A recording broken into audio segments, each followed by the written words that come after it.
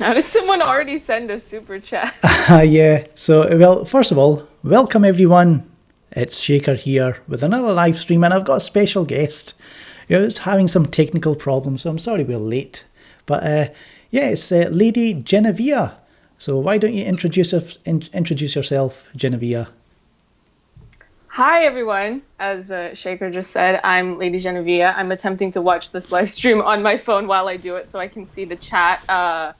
I have a channel called Lady Genevieve. I like to review films and TV series and post interviews if I have done interviews. So, yeah, I guess today we're talking about the Suicide Squad. Sorry, let me not confuse the two, lest anyone get their feelings hurt.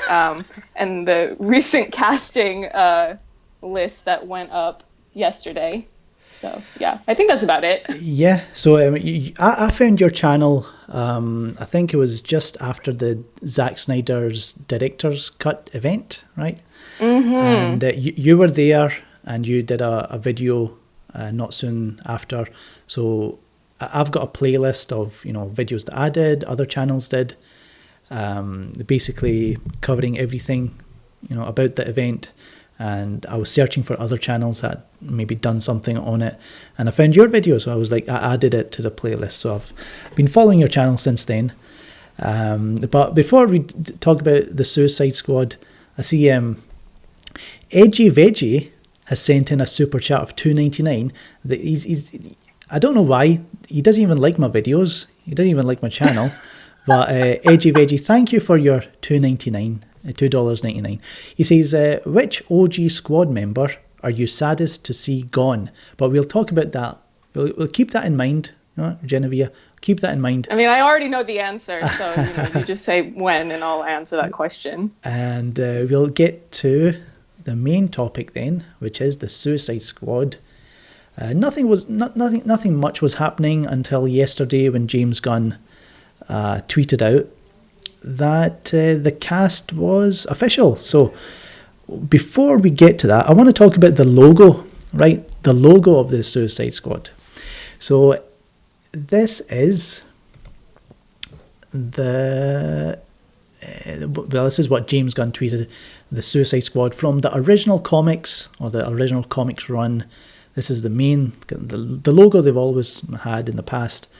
It looks fine, it looks like the comic accurate and all that, but it gives me a vibe of kind of Grindhouse, it's like kind of, Planet Terror, that kind of vibe. It's giving me that kind of vibe. So, and with James Gunn's kind of humour, right, I would imagine he's going to go with that Grindhouse kind of feel. So that's the logo. But I saw people complaining about it. They're saying, oh, it's a downgrade. It's a downgrade from the original. So let me just show you something, right? So this was the very first trailer that came out from Comic-Con, the very first Suicide Squad trailer, David Ayer Suicide Squad. And it ends with this silver, gritty, shiny logo with a kind of nice red touch to it around the font. I've still got my this font, was a version of it installed on my computer. It's quite good. I love it. And so that was the original one. Then the original downgrade for all yous out there was this. It's bright. I don't mind it, but it's like a bright, colourful. Oh, we need the Marvel fans. Please come and watch our Suicide Squad movie. So the downgrade already happened, guys, right? And you've got David Ayer. He unfortunately, he's having to come out and defend himself on Twitter today. So we'll get. What do you think about these logos and people talking about the downgrade? What do you think about that? Right, conveniently timed as I'm sipping my tea. I don't know if this is a hot take, but I just feel like it's just a logo. I mean, I'm not saying that logos don't matter, but I mean, I care more about the content of the film itself, and I feel like anybody trying to make a story out of logos is probably just desperate for clicks with nothing interesting to say. I don't know. Maybe if I had more of a background in graphic design, I would have a stronger opinion on it, but I don't think that the new logo has anything about it that warrants me saying anything particularly interesting. Sorry if you wanted me to drag it or. No, no, I've got my diploma in graphic design, so I would say it's like, Okay.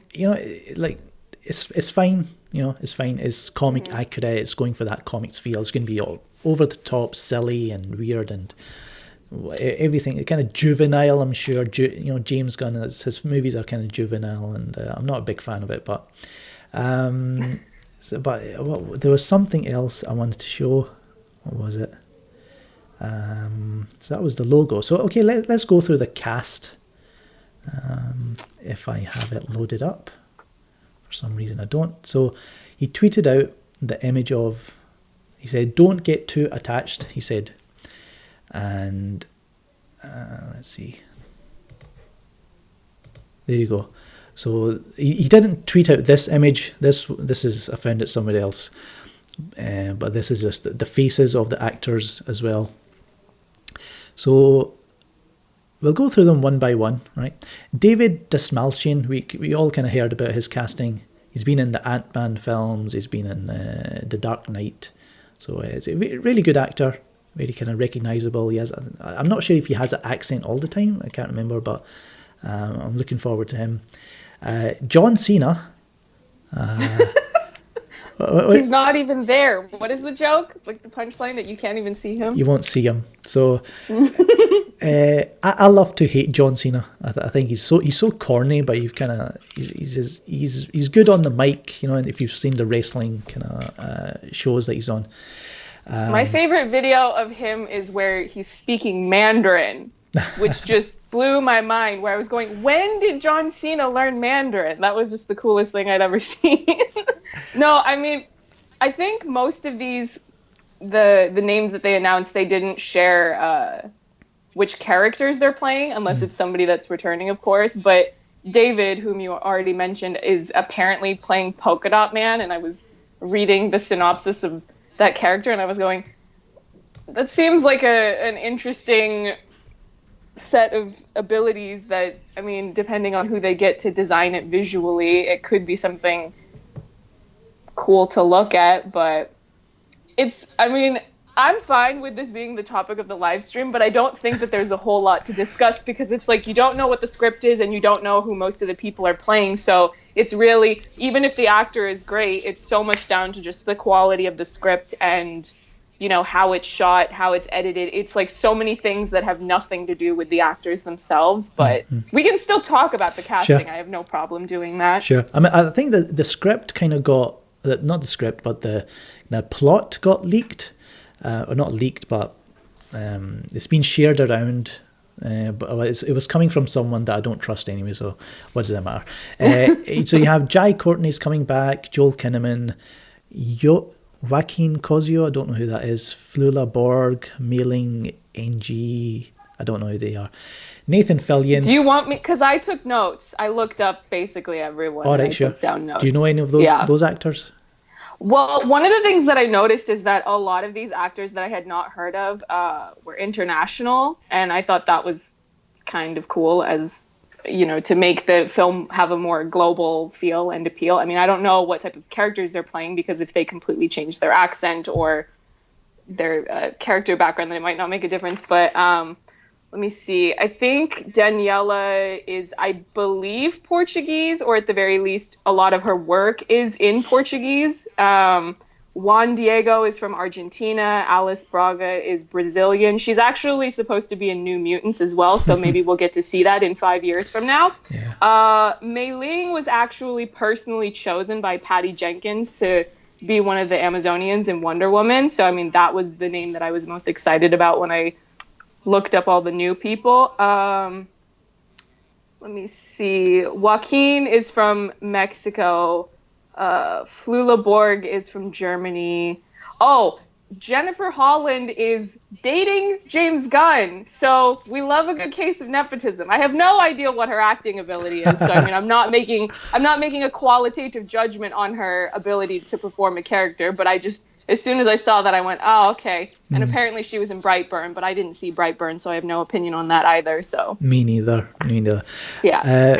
Pete Davidson, I don't like. I know Americans know him because he's on, is it Saturday Night Live or something? And Yeah. he dates this singer, or he used to date this singer. So that's all I know about the guy. Storm Reed, she was in A Wrinkle in Time. So yeah, Sean Gunn, his brother, Taika Waititi. I hope he gets killed off in the first scene. I think the guy's annoying, but his movies are okay. You know, I like the first one he did, In the Shadows, something like that. I don't mind. Alice Braga, yeah, she's been in quite a few films. Elysium, she's in City of God, but I think I've watched City of God once. I cannot remember like the cast, but I want to watch that again. Peter Capaldi. Yeah. Oh, I love Peter Capaldi. I was so surprised when I saw that name because I didn't even know he was getting those types of auditions. Yeah. But you know what? Like, people can have their opinions about whether or not they like James Gunn and whether or not they want to see the film, but I love Peter Capaldi. So whatever role he's getting, I hope his material is good because he is too great to waste. And if you waste him, then you clearly need to reevaluate yourself. I think he's brilliant. A lot of people will know him as Doctor Who. I know him from he did a series on BBC called The Thick of It. The Thick of It, and then I've seen some episodes of that, but I've mainly seen the In the Loop, the movie that's based on the series, and he's so he's so aggressive. He's so like Scottish, and he's like, I love it. Anyway, when he goes to the American, he's like, "Kiss my sweaty balls, you fat," and he runs away. That's my favourite scene. But yeah, Michael Rooker. So I've always been a fan of him. He's great. Margot Robbie's back. Viola Davis is back, and Idris Elba. I still don't think. I think they said he's not going to play Deadshot, but Yeah, no, the backlash happened, and then they were like, "All right, we can easily." I mean, DC has a million characters that for them to choose from, so they were like, let's just take the L for even considering recasting and just let him play someone else. And it's also like, I think it's not fair to Idris, and I am going to defend Idris because more or less any actor that was in Guy Ritchie's Rock and Rolla I probably stan. So I don't think it's really fair for him to have all these expectations going into playing a character that's already been, so recently beloved by the fans for Will Smith playing it. And it's like, you don't know if you're going to get Will to come back at some point. Like, that could happen. Why shouldn't it happen? So, yeah, I don't really care who he plays. I just want him to have better material than when he's in literally any other franchise that he gets cast in. So, completely unrelated, but Kevin Feige says, "I hang out with Jeffrey Epstein. He's still alive." Film Gob, I did not come on this channel to get pulled into some drama that I didn't even start. That happened more than enough times in my YouTube career. Sorry. Belinda Nunez is here. I'm just going to go through the chat, just checking out who's here. We've got, of course, the infamous Kevin Feige, Stallone fan. Thank you everyone for joining. So we were just still talking about the Suicide Squad, a few things. So we've talked about the cast. So now you had all these check marks coming out, right? All these verifies on Twitter, right? So this kind of sums up the verifies quite well. Magic 8 Ball, am I stupid? And there's a tick because they are. They've all come out now attacking. It gives them an opportunity to attack David Ayer for some reason. Like, I don't know what their problem is. All in defense of James Gunn. Oh, I'm so excited for James Gunn's Suicide Squad, and he'll set things right and all that stuff, right? We have David Ehrlich, right? So he posted this, and now David Ayer's replied. He has to kind of come out and defend himself. So David Ehrlich of IndieWire, I think it is, he says, "That feeling when a movie studio makes a splashy, exciting announcement about a sequel to some dumb piece of S that literally every sane person on earth hated with a passion when it came out like 10 minutes ago." Very kind of nasty, right? Very mean. David Ayers replied, "That's really mean-spirited. I understand the nature of your job and the necessity to grab eyes, but a lot of people dedicated their blood, sweat, and tears and came together to make the original. It's incredibly painful to have 2 years of my love attacked in such a way." I think there's a little bit of a sarcasm there from David, but still, I think he's still having a go or trying to defend himself. And then David Elliott came back. "I was trying to express frustration with the endless franchise hype parade that continues unabated regardless of previous results, whatever they are, often at the expense of focusing on films that need attention." Well, why don't you do that? Why don't you give attention to the films that need it? Apologies that it came off as a more personal attack.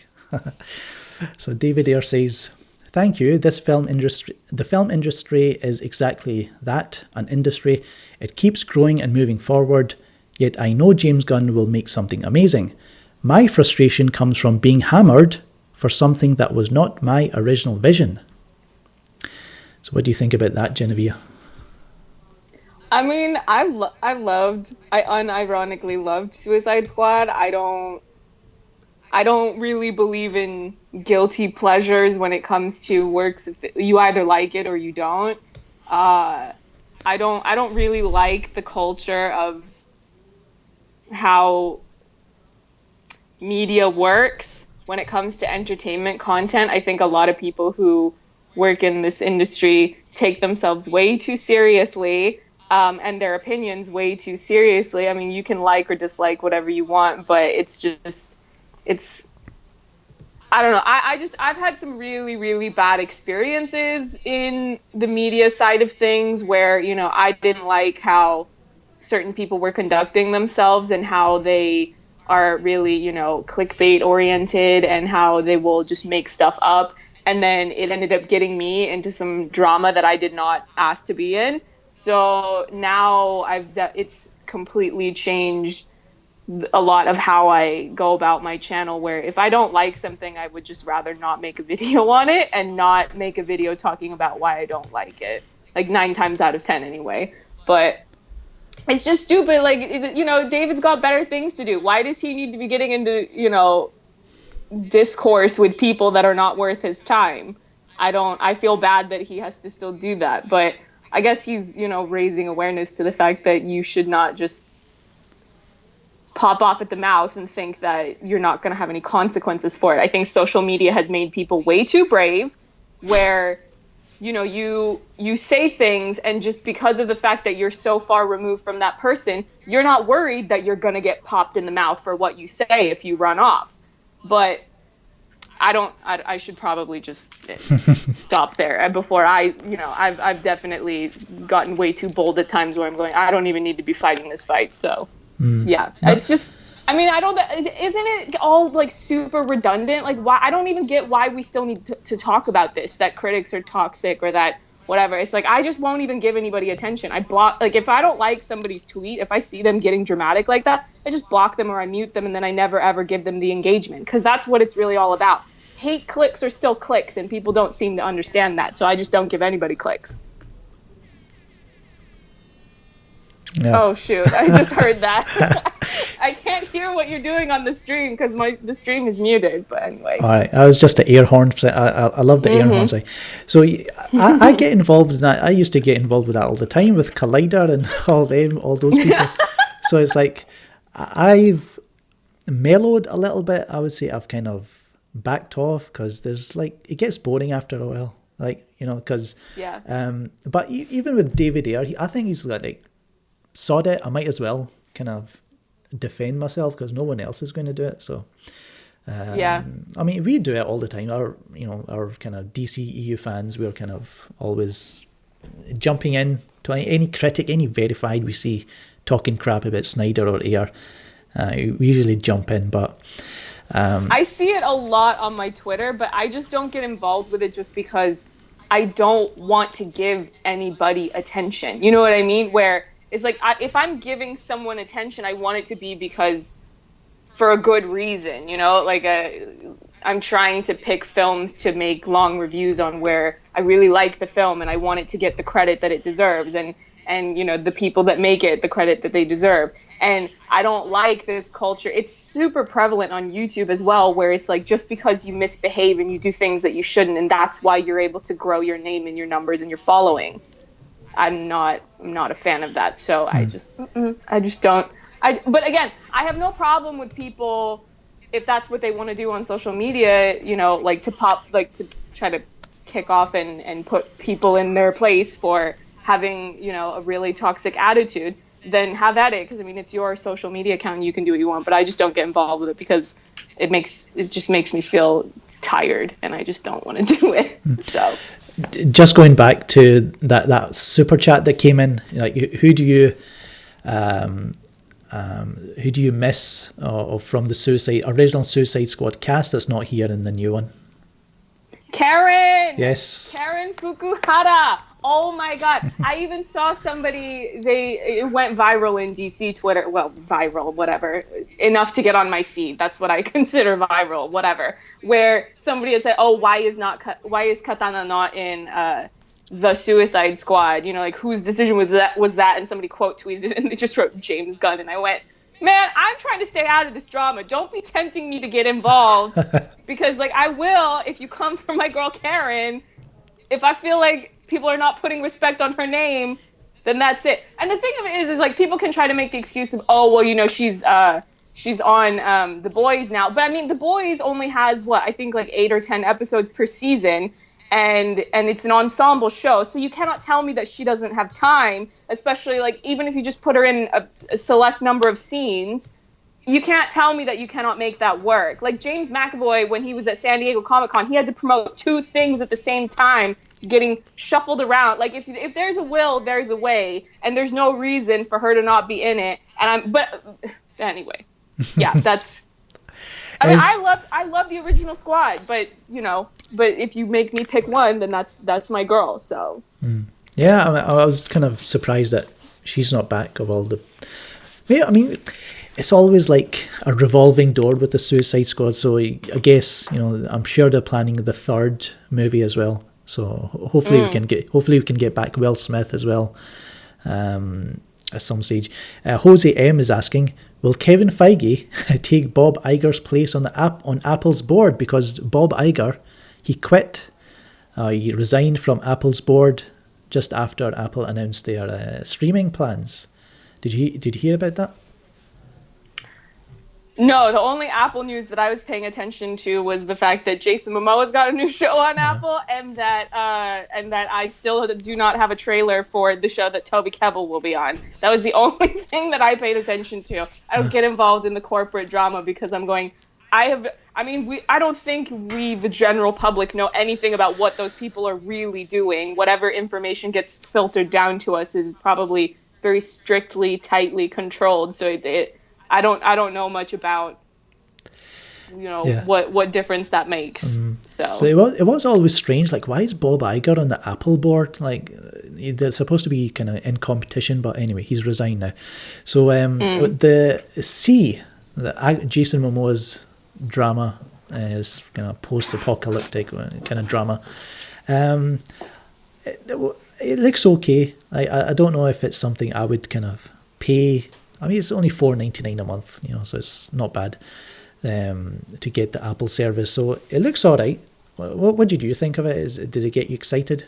Is it what did you think about the concept of, like, no one can see and you have these 2 kids who can see? And I thought it was really cool because it's not just like obviously, you know, I love Jason, so I'm always excited to see that he's got a new gig. But I thought it was a really interesting concept, and it opens up a lot of potential for. I talked a bit about this because I did a quick stream because I was still editing my It video, and I went, all right, yeah, I need to do a live stream about something, and then the Apple shows were the topic of my choice. And I thought it was really interesting, you know, to have this concept where people are fighting and presumably in these giant battles, and they can't see. So I was really interested to see, or I am really interested to see how that's going to be developed on a visual level and on a technical level, all the people that are involved in choreographing and designing the action for that. I want to know how that's going to work. And I'm also, because I couldn't really tell just from watching the trailer how grounded in, I guess, realism it's going to be, because there was this idea that was being presented in the show that people think that the children are dangerous because they can see, and this element of kind of superstition and magic and witchcraft or whatever. But I didn't know if magic is actually supposed to be real in the universe, or it's purely just this human fear and they are superstitious about what it means that there are these children that can see. So, but either way, I mean, I'm just really, not that I don't also care about the plot of the show, but I just think that that's a really cool concept for action, and it offers something new, which is really hard to do considering that, I mean, yeah, we've had Daredevil, but Daredevil is one character, whereas in this world, it's like everyone except for those children is blind. So, how is that going to look? And that's what I'm most interested to see, the wow factor, hopefully, of just what they're going to do with that. But yeah, I mean, and it's Jason. I mean, Jason's so freaking charismatic that anytime he's got a new gig, I'm going, I'm going to watch. I'm interested to see how this turns out. Yeah, it did look like the cinematography looked great and everything, but and also, what's your fascination with this Toby Kebbell? What's that all about? Oh my God! Have you seen Guy Ritchie's Rock and Rolla? Like, he is so underrated. Wait, have you genuinely not seen it? It's the one film I've not seen of Guy Ritchie. Oh my God! You have to see it. Like, first of all, it's just, I mean, it's sort of like the precursor to, because right after Rock and Rolla, that's when he sort of. Thank you very much, Cedric the Decker. He sent in $2.29. Thank you for your super chat. Sorry, carry on. It's totally fine. So, right after Rock and Rolla was when Guy began to push himself to try to challenge himself, and he did the Sherlock Holmes films, so he sort of expanded into that larger scale of filmmaking. So this was sort of like the last, or the transition film of just the kind of more real world London gangster thing that was his first his first signature as a filmmaker. And Toby Kebbell is he plays one of the characters in that film. And it's just like, I mean, this is like low-key giving away or spoiling my thesis, or one of the things that I would definitely talk about if and when I get around to making a video about Rock and Rolla. But it's like, when you watch that story, it's like by the time it's over, it's like you kind of realize that if there's one person whose story the film is really about, it's his character. And I just think he's so good. And he has this one scene like towards the end of the film where like he's just standing there, and like just his performance is so good when he's reacting to something that another character is saying to him, and it's really, really good. And I just think he's super underrated, because he always like flies under the radar, even though he's started doing more Hollywood things. But it's like all of his gigs, it's like the films never quite meet their potential, or he'll do a mocap thing so then people don't really realize what he's bringing, because he did Dawn of the Planet of the Apes, and he did Warcraft, and he was really good in both of them. But it's also, people don't, except for Andy Serkis, I mean, people don't really know like the mocap people, and he's one of those people. So, for him to get a new gig, I'm like, yeah, please let it be something good, so I have I can get fed as a Toby Kebbell fan. And and then Bloodshot is coming out next year, and we've still not got the trailer. I need to not be throwing things on your live stream. I'm so sorry. Cool. I'm getting way too loud. But you asked. You asked about Toby Kebbell, so Now I know. But he played Koba, didn't he? He played Koba in the Dawn of the Apes. Another actor that I get reminded of is Ben Foster, who seems to do like really good roles, but he doesn't kind of get a huge. He was in that kind of cycling drama about that cyclist. I can't remember, but Ben Foster is another underrated. So Cedric, who sent in the super chat, he says Captain Boomerang in James Gunn's Suicide Squad will be like, I have famously huge turds. That's the kind of dialogue you can probably expect from James Gunn. But I'm just going to go through the chats Dopant Pete says, yes, Toby Kebbell, he did Kong Skull Island as well. Let's see. Yeah, because that was the whole thing, because he had this like small bit part, but then Terry Notary, who's another like mocap legend, he was doing the mocap for Kong, but then, you know, because he knew Toby from Apes, I don't know if it was just him or if it was like him and the whole like visual team or whatever, they called Toby up and asked, like, could you just come in and help with some of the nuances for the face performance, of like, you know, the more close-up stuff. And I'm just going, yeah, you would, because you want someone excellent. And I don't need like, if anybody else in Hollywood tries to Frankenstein monster something he's in again, then I'm really like not gonna be okay with it. What? Like Fantastic Four, Doom is coming. I shouldn't have even said it, but you know what? I'm just really upset about it, because like listen, I fully sympathize. I'm empathetic to all the drama that happened with Justice League, but it's just like, I don't think people understand that it's like on the spectrum of like how badly can a superhero film be botched. I'm like Fantastic Four is a film that exists. So I just need people to remember that sometimes, because oh my God, like I read an interview that Toby did where he was saying that like most of what you see of like Doctor Doom isn't even him. Like he like fully picked out, he was like, these one or two things, those are me, and then the other stuff, that's not me. And I was like, what? Why did they hire you if you're not going to use him? Just put somebody else in the suit.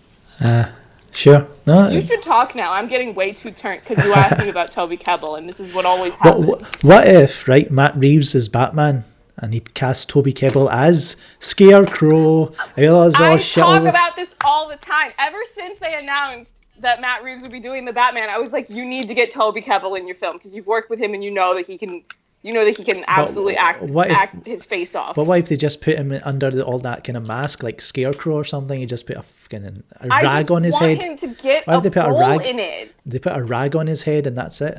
You won't see Toby Kebbell. But it'll still be him. Like if Matt was going to include him, he wouldn't include him to not include him. I just need him to be in it and like be involved, because I need him to start getting offered more things and better things, because it's just, he is not his talents are not being utilized, and it really bothers me. So, but that's just Hollywood politics. Yeah. So I think we've kind of covered most things about Suicide Squad, and there was one more thing about Suicide Squad. One of the names in there, Nathan Fillion, he's on an ABC show right now, so I mean, he's gonna just be in there for a minute and then just get killed off in a battle or something like that. Like, he's gonna show up, he's gonna make a few jokes, and then he's not gonna be in it anymore, because I don't see how they would fit that in. Because I know I said, oh, well, with Karen you can make it fit. With an ABC show, we're talking, 20 episodes per season, and you're the lead. Like, you don't have time. You just fully don't. Unless they just get you right in the off season, I just really don't think that.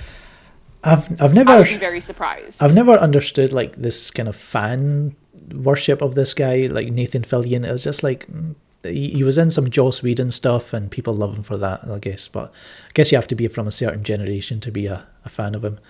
But we've covered everything on Suicide Squad. I never got to do a review for It Chapter 2. Did you? Did you actually? I'm actually, I'm going to upload mine today. I have to make a thumbnail and I have to check it and do the description box and all that, but it's actually uploaded already, but I haven't published it. So yeah, it was taking me a while because I had too much to say about it. What like a short summary, what did you think of it? I loved it. It's now my number 1 on Letterboxd for 2019. That's the short version. I don't know if you want me to get more elaborate. The video is going to be 25 minutes long, so it's not like I didn't have a lot to say about it. We just had I loved it. Let me just read out the super chat that's sent in by Jose M. Jose M says, breaking news, Robert Storm's cast in the Suicide Squad as Cheddar Man. I don't know who that is. Oh, I'm assuming there's a punchline, so I don't. I'm yeah. assuming that's not an actor. Robert Storm is this YouTuber, and we just make fun of the guy. It's like it's hilarious. So yeah, Okay. he says something Chedum, something like that. So that's what Jose M's making fun of. Thank you for the $2, Jose M. Thank you, and a good laugh as well. So yeah, I'm surprised. It Chapter 2 is your number one of the year in out of all the films, everything. Well, I mean, first of all, I'm not really a huge fan of ranking films, but at least for the sake of organization, just to kind of have a general idea of where I would put them. But I mean, I don't rank things with a heavy hand, like at all times, on all days, at all moods. This is my ranking, you know? And it's so hard to rank things because I might go, oh well, maybe I enjoyed this one a little bit more, but let me rank this one higher because the cinematography is just so blatantly better than you know what I mean? So I don't really like ranking films, but I try to do it just to have a general idea of how much I like them, and just to maybe jot down a few notes of things that stood out or whatever. But yeah, no, I love the first one, and I love the cast. I love Andy. I think he's brilliant. I'm not just saying that because he's my lock screen. It's me with him. It's a picture of the two of us together. It's my mobile phone lock screen. No, yeah, I really really love it, and I mean, academically speaking, you know, I studied psychology like for so many years. So I mean, that's kind of the lens that I use when I analyze material a lot of the time. And there's just so much to dig into for each of the characters, and you know, I don't like the faux outrage that people are having about the opening scene. I mean, I talk a bit about this in my review, so it's a low-key spoiler of content that I have not published yet. But I mean, it's completely missing the point of the entire story and like what Pennywise represents. And yeah, it's just like I'm not denying that it can be difficult, or for some people downright impossible to watch, depending on what personal experiences you have in your life. But it completely fits the themes of the story. And yeah, no, I really love it. I love the spectacle of it. I mean, one thing that I will say is that I tend to give films a boost if they're more visually interesting, because I think that film is a visual art form. So, you know, if you don't really have anything flashy in your filmmaking style or in the way that you've put everything together, then you know you probably won't have as much of an advantage when I'm ranking films. Not that anybody cares what I have to say about where I rank films, but yeah, it's a huge spectacle. Actually, I don't know if any of you guys follow Richard, I think his last name is Newby, on Twitter, but he wrote a really good article. I forget what outlet does he write, for the Hollywood Reporter or something like that, and it was about it chapter 2, and I think he really summed up a lot of the points about, you know, some of the critiques that people have for it chapter 2 and why they don't really hold up, and that it chapter 2 completely works for, you know, what it is, what its whole concept is, and fitting in after the success of the first one. So yeah, I'm getting long-winded. You should say something. No, it's okay. So, thank you.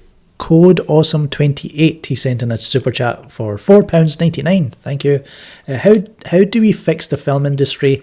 How did we come to such a place where Disney Marvel rule?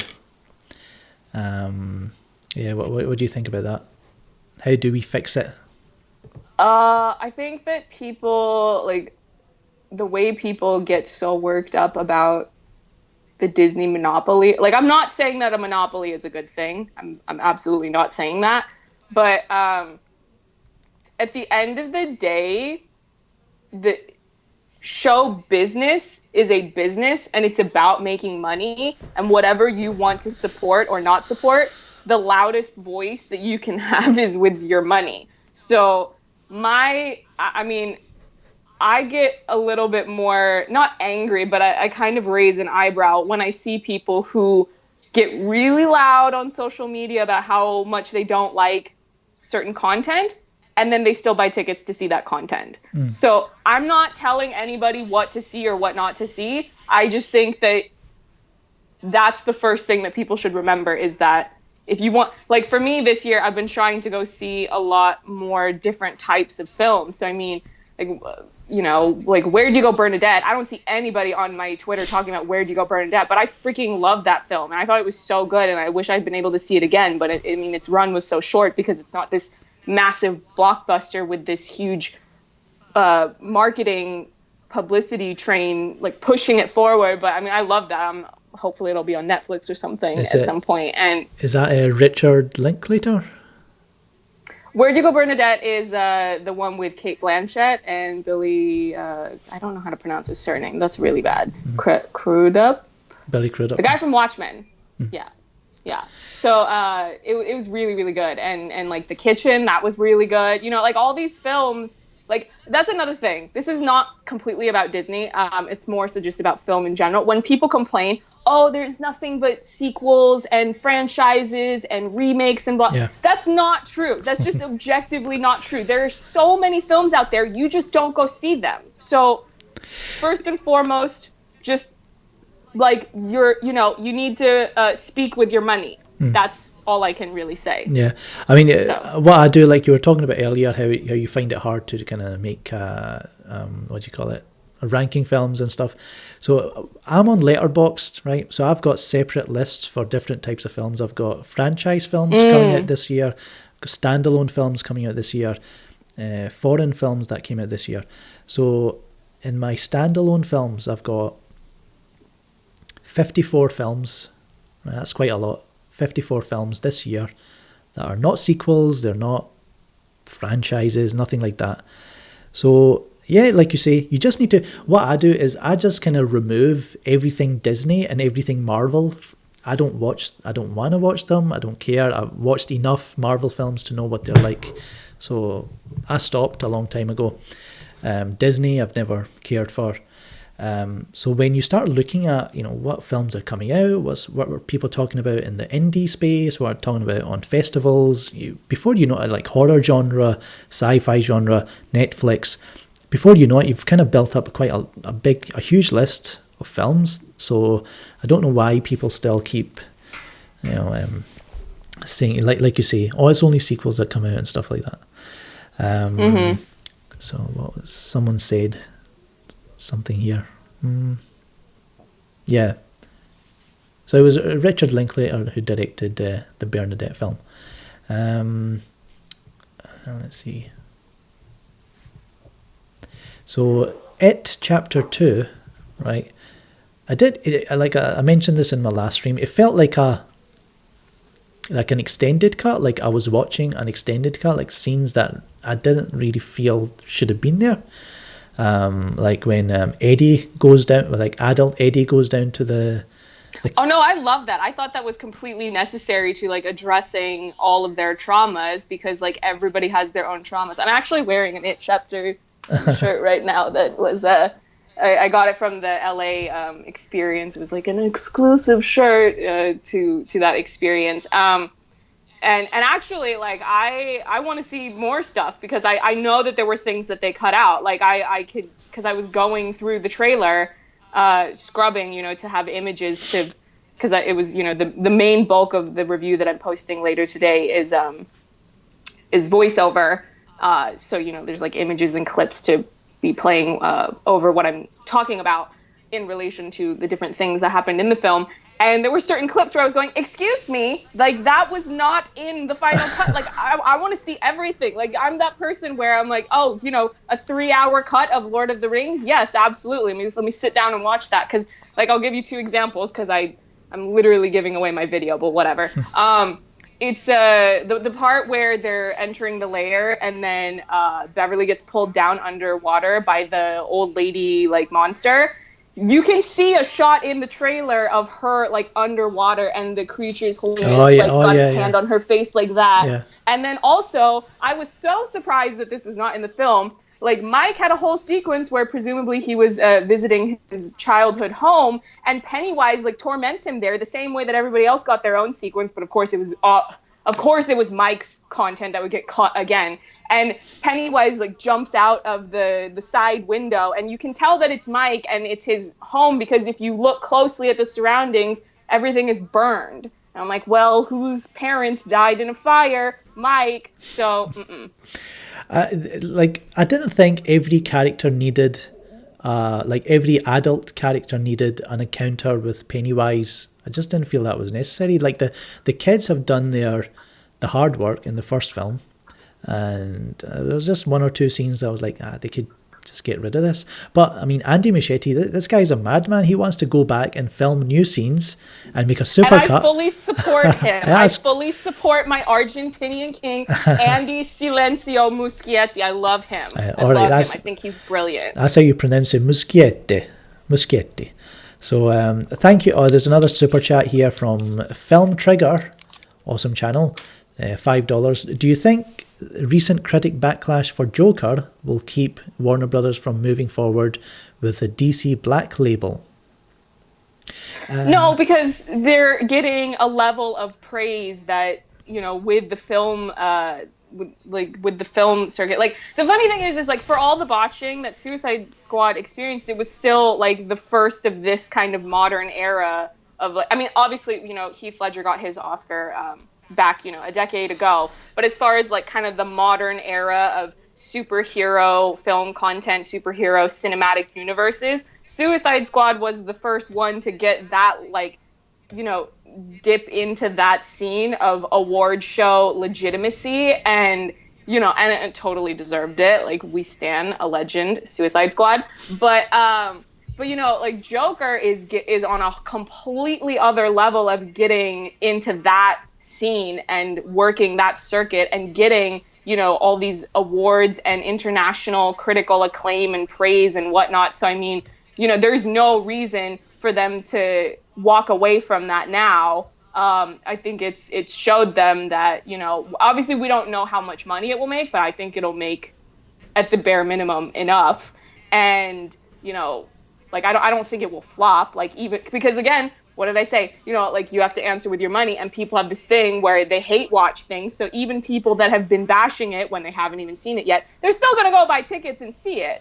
So, you know, I don't think that it's gonna stop. I mean, like, Venom got bashed, but, like, it made money. So then that was ultimately all that mattered. Like, honestly, I mean, it's all speculation, but Justice League getting, you know, like, they botched it in, you know, the edit, but then if it had made more money, like, I don't think that they would have, like, been as, you know, weird about it in the aftermath. Because that's ultimately what counts. Because critics bashed Venom. It made bank, and now we're getting a whole universe spun off from that. So yeah, that's, like, people always forget, like, all the noise you make with your mouth is, like, always gonna be underneath what is the profit margin. Like, that's what they want to look at first. Yeah. So. Yeah, I mean, yeah. I'm right. I mean, sorry, I keep ranting. That's fine. That's what you're here for, Genevieve. That's what you're here for. So I don't think either. I mean, that's not. I think Warner Brothers, they're looking at the awards, they're looking at the kind of reception, people talking about it. That's what they want. Who said it? There's one thing worse than being not talked about. No, there's only one thing worse than being talked about, and that's not being talked about. So I think Warner Bros. Are very happy with Joker. Cedric De Decker, another super chat, €5.49. Thank you. They shouldn't listen to them. Warner Bros. Shouldn't listen to the small minority. Just listen to the fans and the box office. But yeah, Warner Brothers can be so idiots. Yes, but I think this new Warner Brothers, with the new leadership, I think they should be fine. I don't think they're going to make mistakes like the last idiots that they were. Let's see. So I was just looking at my, like, because you mentioned how It Chapter 2 is your top film. I've got, like, my franchise films, right? My top franchise films this year. I would say number one would be John Wick 3. That was mine. And then It Chapter 2 came out and I was going, I'm sorry, I've been too hyped for this and I loved it. So So but again, depending on the day or the mood. yeah, Because if I really want to see people get, then John Wick. sure. It's not final, but yeah, John Wick is one. It Chapter 2 is number 2. Glass, I've put it at number 3. I love that. Godzilla at number 4. Love that. And number 5, Hobbs and Shaw. But I did like Pikachu, Detective Pikachu. Yeah, so that's mainly franchise films. When it comes to standalone films this year, a lot of them are from last year, but they've been released here in the UK in 2019. So number 1, At Eternity's Gate, which is Willem Dafoe playing Vincent van Gogh. It's really well, I really liked it. The Sisters Brothers, Under the Silver Lake, Dragged Across. Yeah, you asked me about that. I did not even know that film existed until you asked me, oh, what did you think of that? And I was going, I don't even know what this is. That's what bothers me is these small films that they come out and I'm going, what? I understand you don't have the same level of marketing, but can you at least market it enough to where I know that it exists? Well, struggle. Yeah, okay. Well, Under the Silver Lake is a very weird. It's like very kind of experimental and very David Lynchian, and it just goes into weird territory. But I loved it. It kind of made sense for most of the parts. So it's just, oh, who's this? War Rose 5 just subscribed. Thank you, War Rose 5. Dragged Across Concrete. Have you seen that?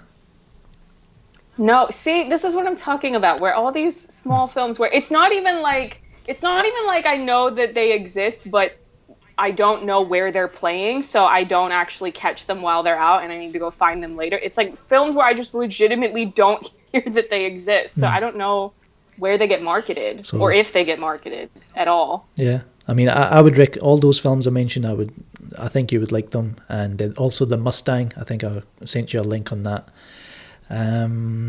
So Once Upon a Time in Hollywood and Us, I thought they were fine, they were good films, but I didn't really didn't really get me excited or anything, unlike these other films. So yeah, my one kind of annoyance is that I don't get to watch that much foreign films like world cinema. This year I've watched Border, Everybody Knows, Pain and Glory, Burning, and that's a few others, but that's the main kind of foreign language films I've seen. So I think we've been here for about 50 minutes. I mean, if you want to stay on a bit longer, it's up to you. What are you gonna end it now, or are you saying that I should leave early? No, it's, you're welcome to stay. I'm going to stay on for maybe a few more minutes. I'm just looking at the chat. Did you see Midsommar? Midsommar, yeah, it was all right. You didn't like it? I enjoyed it. I'd like to see this extended cut of this director. I just thought the characters were kind of annoying. I didn't like the characters. They go to this place, right? They go to this kind of cult like place, right? And they tell you, don't go into that place where our scriptures are. Don't take photographs. Right? They tell them specifically, they've been nice to them, and what does this idiot do? He goes in, takes photographs, gets bashed on the head. It's all downhill from there. It was like the sex scene. I didn't like. What? Why? Oh my god, that was so funny. Why? I was laughing so. That was the funny thing is that because here's the thing, I had not seen Hereditary, so I had heard a lot of people hyping up Ari Aster as if he's this, horror genius and it's really intense and, not everybody can handle it. So I was really bracing myself when I went to go see Midsommar, where I was going, okay, I mean, I haven't seen a lot of horror in a full I usually just watch it at home with the lights on where I can stop it if I think it's too much, whatever. But I saw Midsommar and I was laughing for most of it. I was having a great time. I was going, first of all, cinematography, camera work, amazing. Yeah, yeah. Like, love that. Yeah. And, I just thought it was so artistic and so pretty to The look at. the Like, music so was much of it. the music was great. The score was amazing. Yeah. So, I mean, I was just having a great time. And also just, I thought that it was really, cool artistic rendering of just like being in a toxic relationship. And like the funny thing about it is that, for all the horrifying imagery or whatever, this gore and all this scary stuff or whatever, the part that made me the most worked up in the entire film was at the very beginning when they're having their little spat in, I forget which apartment they're in. They're in one of their apartments and he's completely gaslighting her. And I wanted to just throw myself into that scene and just slap him for just being the worst person ever. It was, that really like riled me up. But the rest of the stuff, I was going, oh no, this is great. This is a fun time. This is a great film. Like, I'm enjoying myself tremendously. And, maybe not everybody in the cinema around me was enjoying themselves with the horrified noises they were making when, something was happening. But then I was watching, I was just laughing. I thought it was so much fun. Yeah. The sex scene was hilarious. I was the like, funniest things I've seen all year. The thing with A24 films, I think Dopant Beats said here, A24 can't miss at all. I guess he's a fan of A24. Most of their films, especially the horror films that they do, they just kind of resolve in the same way. It's kind of some kind of cult or Satanism or something's happening, some ritual, and that's how it ends. So it was fine. There's so many kind of extended cuts, right? And it's like you watch the films in the cinema and it's like, okay, then you hear about the extended cut and you're like, okay, I'll catch up with that sometime. But then you never do. So I don't even know if I'll watch the extended cut of Midsommar, but it'll be on my list. I'll go on the list. Yeah. The list that never grows any smaller. That's how I feel. I'm behind on all of my shows. I don't think people realize that when you start to focus a lot on making content, that eats up a lot of the time that you would otherwise spend watching content. So when people talk about shows, I'm going, yeah, I like that show, but I'm many episodes behind. It doesn't mean I don't like it. It just means that I'm behind. So yeah. So, I'm behind on everything. Are there any TV shows that you've been watching? Because TV is something I don't kind of really get involved with. I know there's so many great shows out there. I just don't have the time for like 8. Pennyworth. I'm behind, but Pennyworth. I will hype that show. People talk all the time. They're so upset about Swamp Thing being canceled, and I get it because, it didn't deserve to be canceled. But for all the talk that DC Twitter makes, I don't see anyone tweeting about Pennyworth, and they need to watch Pennyworth. It's so good. Oh my God. It's like if Guy Ritchie was gonna do DC stuff, then like the closest thing would be Pennyworth. Like it totally has that feel of just action, London I think they're in the 60s is when I believe it's set. Yeah, it's really, really, really good. Amazing cast. It's by Bruno Heller and Danny Cannon. Danny Cannon is such a character. I want to see all the interviews with him. I think he's a total creative genius, and he's just hilarious. Like I'm probably biased because I did the show's press room at Comic-Con, so I got to meet the cast and the showrunners. But yeah, I love Pennyworth. Everyone needs to watch Pennyworth. All right, yeah. Just want to say thank you, Evan Turner. He's just became a $5 Patreon on Patreon, mypatreon.com.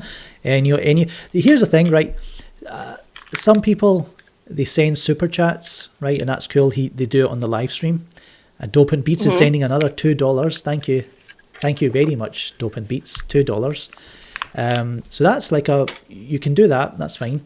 But see, guys, anyone who wants to become a patron, right, on my patreon.com/filmgob, you have to be a monthly. So yeah, if you want to commit as a monthly payment over a certain number of months, that's what you go to patreon.com for. So just want to be clear, because some people, they set up a Patreon as a patron and then they cancel a few days later. I was like, I'm not getting anything and you're not giving anything if you do that. So just want to be clear. So thank you, Evan Turner, and I think that is Dope and Beats, and he sent another super chat here. I think he said something. Said to watch Barry. Watch That's Barry. The Bill Hader show. All right, okay. Bill Hader's awesome. I don't get why everyone is acting brand new over like all these critics where they're going, "Oh my God, Bill Hader's so good." Bill Hader has been good. Why are you surprised? This is not a surprise. Bill Hader is not a newcomer, but I mean, I think James Ransone needs more credit. Like, if we're gonna talk about like where have you been, where did you come from, that's who we should be talking about. Is James? Like, I can't even believe watching that where I was like, did they put Jack Dylan Grazer in a time machine and age him to whatever age is like 27 years? Because that was uncanny. It was incredible to watch. Like, I absolutely loved it. Just going back to, we were talking about A24, Titanfall says The Witch was really good. Yes, I would agree with that. I think Dopant Beat said Green Room and Blue Ruin. I love Blue Ruin.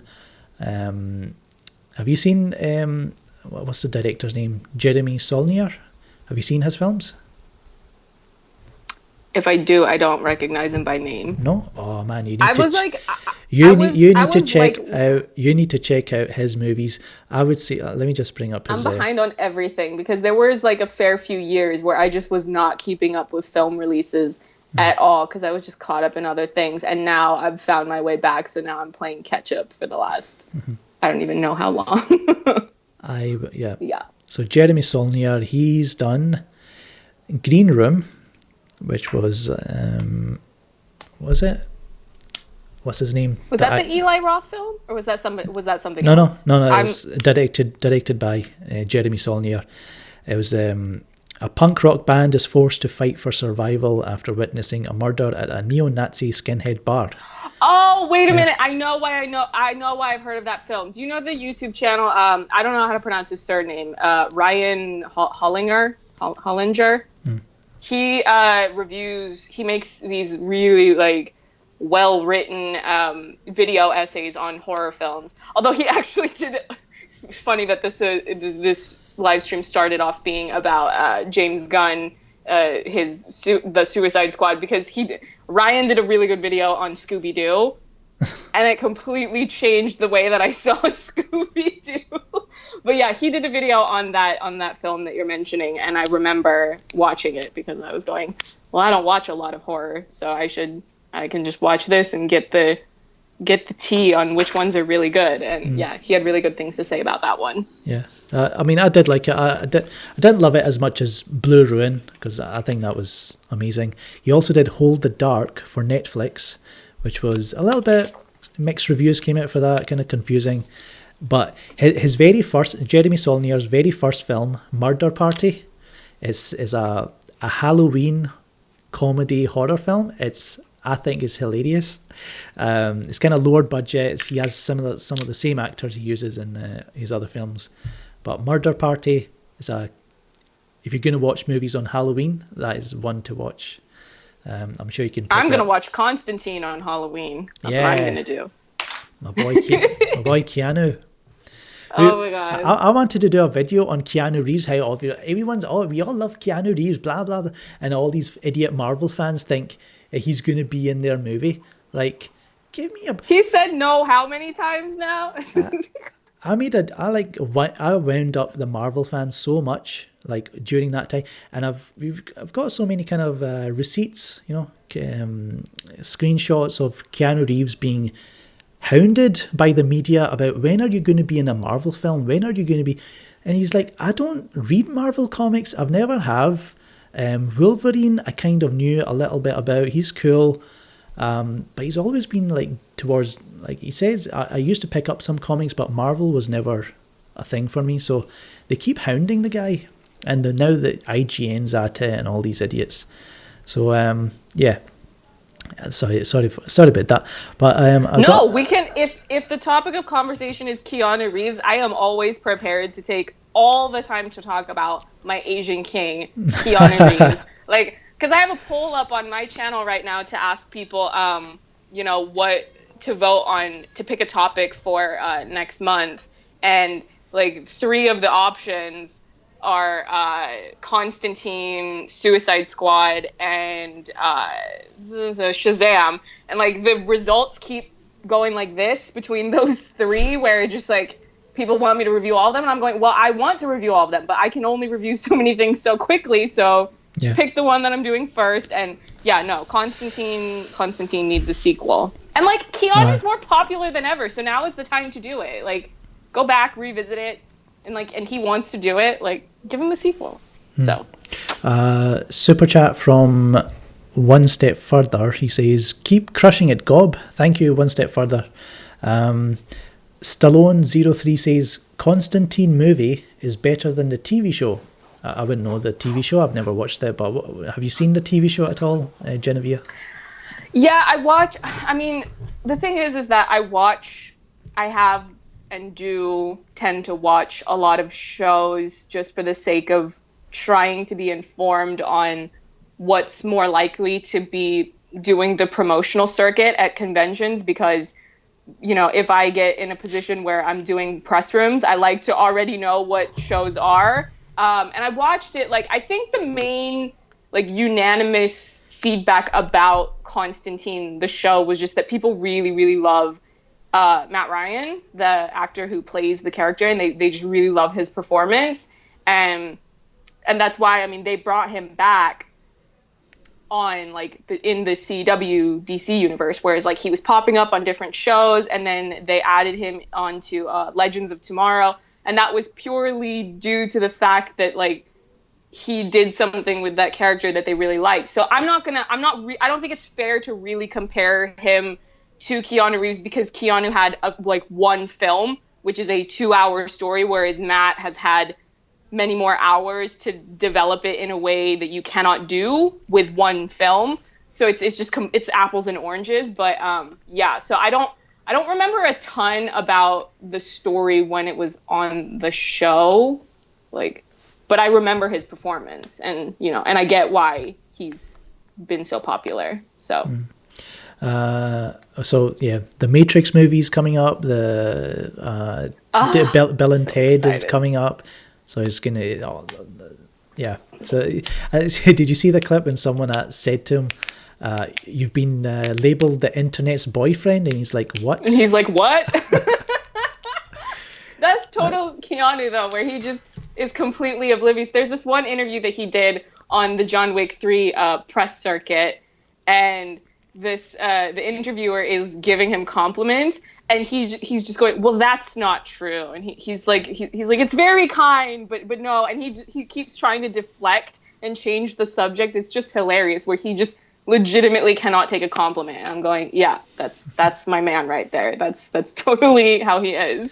It's really, really funny. Yeah, but I think we've gone over an hour, so I like to. Well, it's about an hour and 10 minutes, so I think we'll end it there. I've pretty much covered everything. I don't have like Twitter. I should have had Twitter in front of me so I could pick up.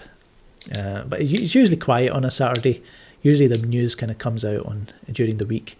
But a lot of people are probably still tuning in late. So, Lady Genevieve, why don't you tell everyone where they can find you on Twitter or on YouTube? Yes, so my channel name is Lady Genevieve, and my Twitter and my Instagram and my letterbox, it's all Lady Genevieve. I tried to keep it very simple for the sake of, not overcomplicating things. So yeah, I don't know if you want to link me, if that's easier in the, like, after the stream finishes, that might be Yeah. easier. But oh no, wait, I'm on your like channel tab, I think. I noticed that recently, where I was like, Yes. oh, Yes. that's nice. Thank you for that. So I just thought that kind they of, were getting rid of that. yeah, just on the side, like for all you guys watching. So if you go to my homepage on the right hand side, I've got some kind of recommended channels. So yeah, Lady Genevieve is there. You can subscribe there. So you go, your videos are kind of longer format usually, and you're talking about, you go into depth and reviews. So it's something different from all the other channels, I think, that I usually follow. So I like to kind of have a little bit of variety. So that's why I usually come to your channel to, for any kind of reviews or kind of insight into anything. So I appreciate it. awesome. And you're a Zack Snyder fan, so It's awesome. Yeah, well, I mean, I'm gonna be reviewing after because now that I've finished my It Chapter 2 review, the next one that I'm doing is one of his films. So Awesome. yeah, people have that to look forward to. I'm gonna start writing the script after this live stream actually. So So yeah, you can find Genevieve all on the Instagrams and all that, YouTube, Twitter. Of course, you can find Film Gob on Twitter, Facebook, Instagram, which I barely use.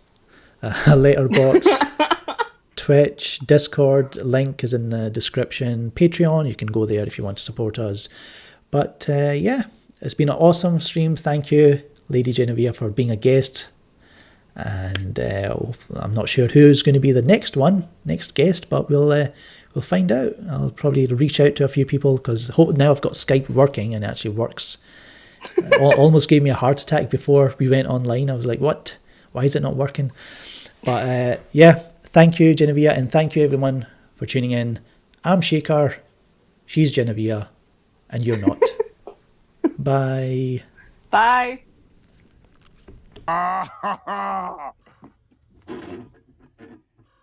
Oh, that's hot. That's hot. That's hot.